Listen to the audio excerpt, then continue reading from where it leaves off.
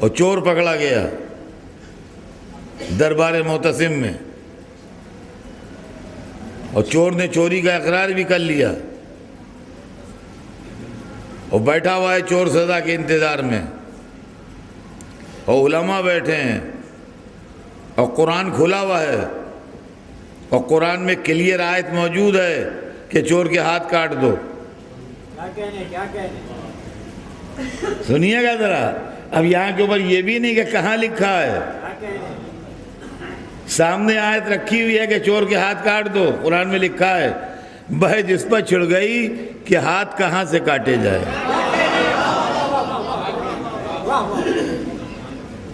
علماء کے گروپ بن گئے، کچھ نے کہا گٹے کے پاس سے کاٹا جائے یہ ہاتھ ہے، کچھ نے کہا کوہنی کے ہاتھ پاس سے کاٹا جائے یہ ہاتھ ہے، کسی نے کہا شانے کے پاس سے کاٹا جائے، سب کو ہاتھ کہتے ہیں۔ 3 دن گزر گئے، فیصلہ نہیں ہو پا رہا ہے، قرآن کھلا رکھا ہے، چور بیٹھا ہوا ہے ہاتھ کٹوانے کے لیے، جلاد موجود ہے، بادشاہ کا حکم موجود ہے، علماء فیصلہ نہیں کر پا رہے ہیں۔ سوچئے، تاریخ میں پڑھیے، دیکھیے کیا لکھا ہوا ہے۔ جب 3 دن ہو گئے بحثوں میں اور فیصلہ نہ ہو پایا تو بادشاہ نے آخر میں کہا کہ انہی کو بلاؤ، ہاں انہی کو بلاؤ،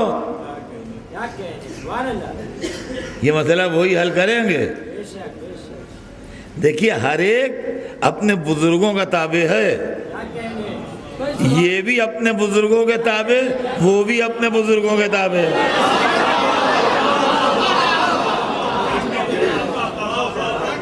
جن کے بزرگوں نے بلایا تھا وہ بلا رہے ہیں، جن کے بزرگ گئے تھے وہ جا رہے ہیں۔ لیکن جو علماء بحث کر رہے تھے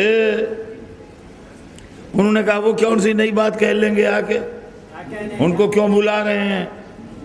معلوم ہوا کہ ایک ہے بلانے والا، ایک ہے آنے والا، اور ایک ہے مخالفت کرنے والے۔ اب جو یہی 3 آج بھی ہیں، جب ہم مشکل کشا کہہ کے بلاتے ہیں تو ہم بلانے والے، وہ آنے والے، بیچ کے علماء بدعت کہنے والے۔ تو علماء تو مخالفت کرتے رہے، مگر اس نے آدمی بھیج دیا۔ اب وہ بادشاہ تھا، ظاہر ہے کہ وہ آدمی آ گیا، ان کا چلیے آپ کو زحمت دی ہے، تشریف لائے۔ اور یہ بھی واضح رہے کہ امام نہم کا قصہ ہے، نویں امام کا، جن کی کل عمر شریف ہی 25 برس ہوئی ہے۔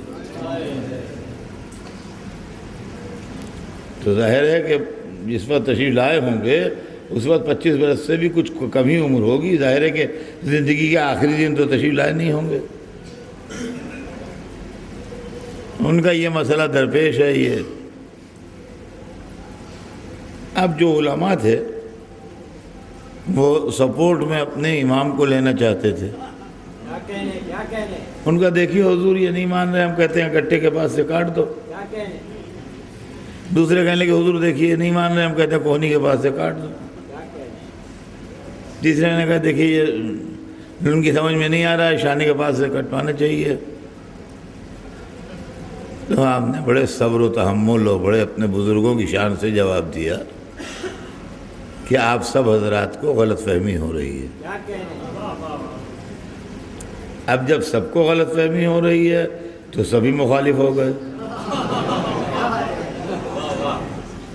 اگر کسی ایک کو سپورٹ کرتے نا تو وہ ساتھ ہو جاتا، جب سب کو اپوز کر دیا کہ سب غلط تو سب مخالف ہو گئے۔ کہ جی پھر آپ کیا کہتے ہیں؟ فرمایا خالی انگلیاں کٹیں گی، خالی انگلیاں کٹیں گی اور کچھ بھی نہیں۔ ارے صاحب وہ تو اچھلنے لگے کیسے کہہ دیا آپ نے؟ کیسے کہہ دیا انگلیاں کٹیں گی؟ کیسے کہہ دیا انگلیاں کٹیں گی؟ کیسے کہہ دیا انگلیاں کٹیں گی؟ کہا قرآن سے کہا ہے، اور کس سے کہا؟ دیکھا آپ نے؟ رسول اللہ قرآن چھوڑ کے گئے ہیں نا؟ کہا قرآن سے کہا ہے، اور کیسے کہا ہے؟ قرآن سے کہا ہے۔ وہ قرآن میں انگلیاں ڈھونڈ رہے ہیں، وہ شیشیاں ڈھونڈ رہے تھے، یہ انگلیاں ڈھونڈ رہے ہیں۔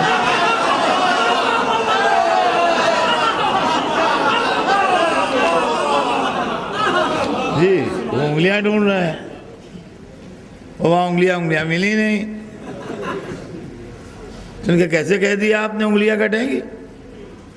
کہا کہ تم نے آیت پڑھی ہے کہ بعض قرآن کی تفسیر کرتا ہے، ان القرآن یفسر بعضہ بعضا، بعض قرآن کی تفسیر کرتا ہے۔ کہا جی ہاں جی ہاں جی ہاں، یہ تو ہے سامنے کی آیت۔ کہا تم نے قرآن میں یہ آیت پڑھی ہے کہ سجدے کی جگہیں اللہ کے لیے ہیں؟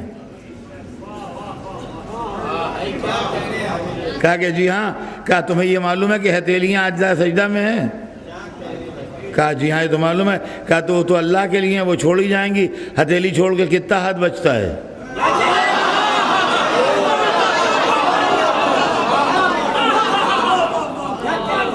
ہتھیلی چھوڑ کے کتنا ہاتھ بچتا ہے بتاؤ؟ آپ صاحب سب علماء خاموش۔